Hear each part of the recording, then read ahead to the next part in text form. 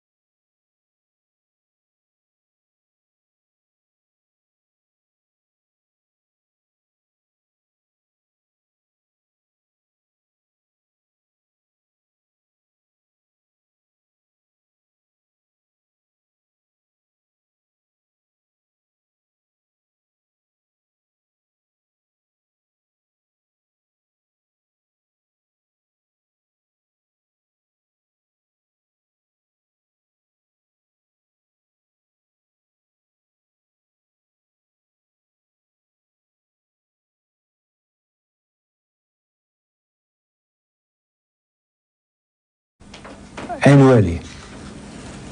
This initiative, supported by local production of rice, maize, cotton, and cassava.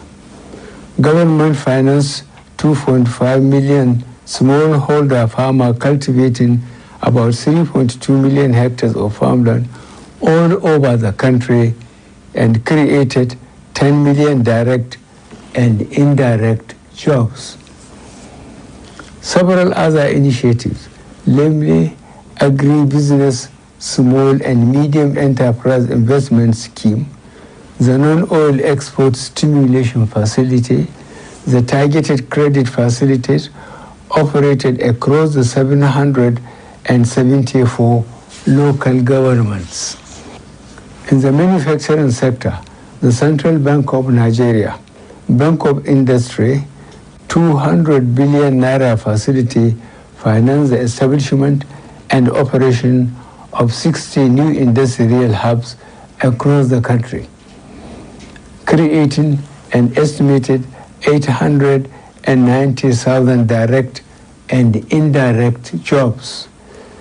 The CBN's 50 billion naira textile sector intervention facility increased capacity utilization of generators from 30% to nearly 90%.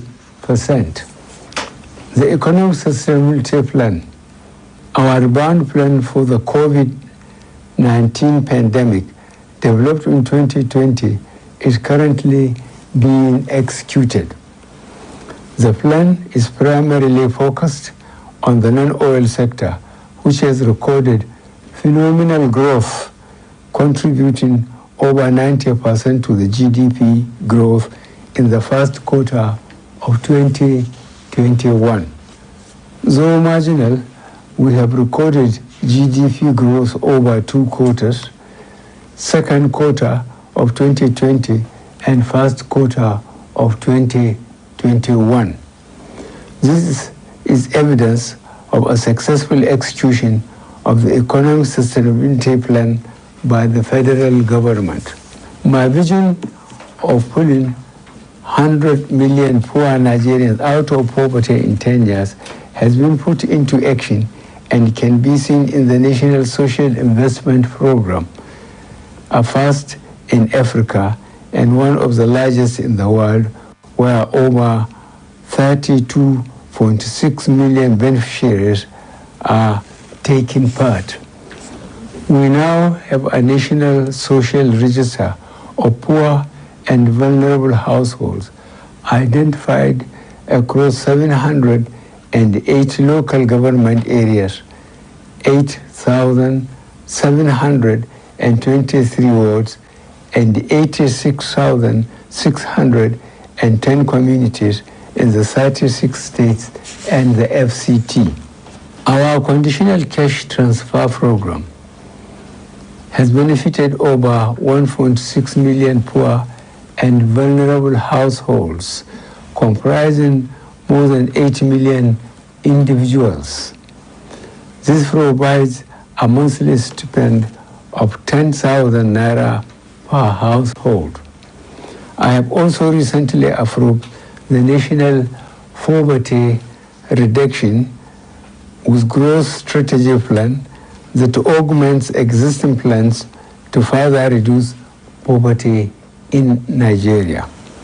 As at the end of 2020, the Development Bank of Nigeria had disbursed 324 billion naira in loans to more than 136,000 micro, small, and medium-scale enterprises through 40 participating financial institutions. I am to note that 57% of these beneficiaries are women, while 27% are the youth. We are able to do all this and still accelerate our infrastructure development through sensible, transparent borrowing, improved capital inflow, improving and increasing revenue through capturing more tax bases, and prudent management of investment proceeds in the Sovereign Wealth Fund.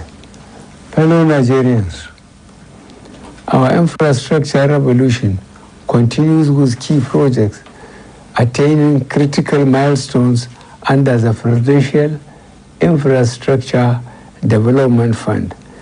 The second Niger Bridge, the Lagos-Ibadan Expressway, and the Abuja-Kaduna-Zaria-Kano Expressway. I have also approved the establishment of Infraco PLC, a world-class infrastructure development vehicle wholly focused on Nigeria with capital structure of 15 trillion naira. The rail system is not left out as the Itape-Warri standard gauge rail was completed and commissioned 33 years after construction began. The Lagos-Ibadan double-track railway line, which I have just commissioned, has commenced operations. We are focused on ensuring that our infrastructure drive is key to economic growth and one that can be felt by every Nigerian. Building critical infrastructure in our ports is also opening up opportunities for the Nigerian economy. My approval for 4 new seaports using public-private partnership approach is hinged on growing the Nigerian economy. These 4 seaports, Lekki Deep Seaport, Bonny Deep Seaport, Ibom Deep Seaport, and Warri Deep Seaport, will create massive job opportunities and foreign investment inflows. We have worked at deepening our eastern ports, leading to success like Heaven City container ship berth at Calabar Port, a first in 11 years. Similarly, on 30th October 2019, an LPG tanker operated by NLNG berthed in Port Harcourt, the first time an LPG ship is berthing at any of the eastern ports. As we invest in these new assets, we have also made strides in ensuring that they are secured and protected. In this regard, I am also pleased to note the launch of the Nemasa Deep Blue project, which is an integrated national security and waterways protection infrastructure that I recently commissioned. This initiative is designed to add to the layer of security we have to safeguard our maritime sector. Dear Nigerians, I will be the first to admit that in spite of our efforts and achievements, which are there for all to see, there is still much more to be done, and we are doing our best in the face of scarce resources and galloping population growth rate that consistently outstrips our capacity to provide jobs for our populace. Our overall economic target of lifting 100 million Nigerians out of poverty in 10 years is our goal, notwithstanding COVID-19. In the last 2 years, we lifted 10.5 million people out of poverty. Farmers, small-scale traders, artisans, market women, and the like. I am very convinced that this 100 million target can be met, and this informed the development of a national poverty reduction with growth strategy. The specific details of this accelerated strategy will be unveiled shortly. In that speech, the president said that the government in the last 2 years have been able to lift 10.5 million people out of poverty. Now, the last poverty survey from the National Bureau of Statistics, NBS, showed that 40% of the Nigerian population, or almost 83 million people, live below the poverty line.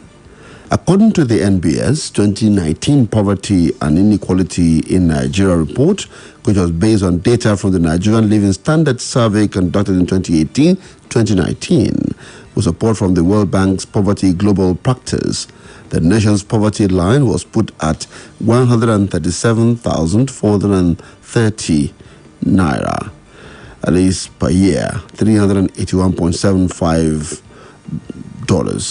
In 2019, however, the World Poverty Clock put the number of people living in extreme poverty in Nigeria at 77.9 million, or if you call it 39% of the population.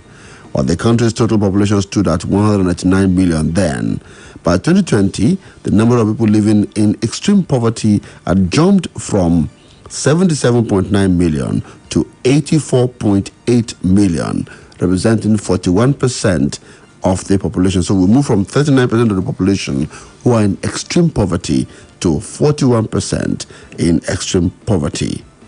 In June 2021, checks by us here show that the number of Nigerians living in extreme poverty, according to the World Poverty Clock, increased slightly to 86.8 million, representing 41% of the nation's 209 million population. So from 84.8, it has moved to 86.8 million. The verdict of people